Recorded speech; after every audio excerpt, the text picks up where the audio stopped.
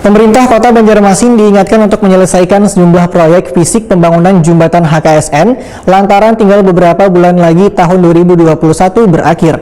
Warga pun juga diminta untuk turut melakukan pengawasan supaya kualitas pekerjaan proyek benar-benar sesuai kontrak dan pekerjaan bisa tepat waktu. Berikut untuk kabar nang selengkapnya.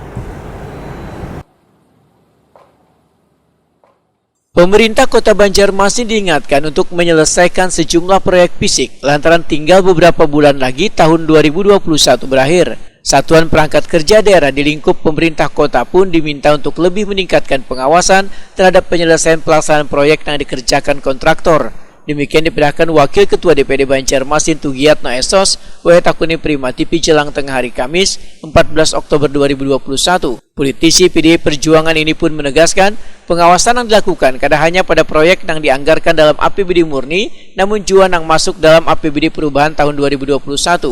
Tugiyatno juga meminta warga untuk turut melakukan pengawasan supaya kualitas pekerjaan proyek benar-benar sesuai kontrak dan pekerjaan tepat waktu. Selain itu, Komisi 3 yang membidangi masalah pembangunan diminta pula untuk lebih giat lagi melakukan sidak ke lapangan untuk melihat langsung pengerjaan proyek-proyek tersebut agar pelaksanaan pembangunan sejumlah proyek infrastruktur tahun 2021 nang ini masih dalam proses penyelesaian bisa terselesaikan di tahun 2021 ini.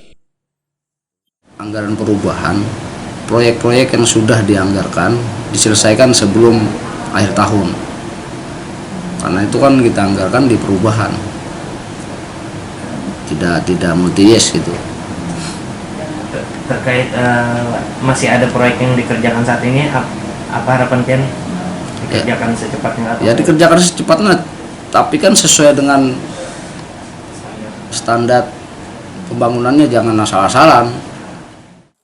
Tugiyatno menambahkan, anggota Dewan salah satunya memiliki fungsi melakukan pengawasan, sehingga sejumlah pembangunan proyek infrastruktur kada hanya bisa diselesaikan tepat waktu tapi memiliki kualitas yang baik supaya kada lakas rusak.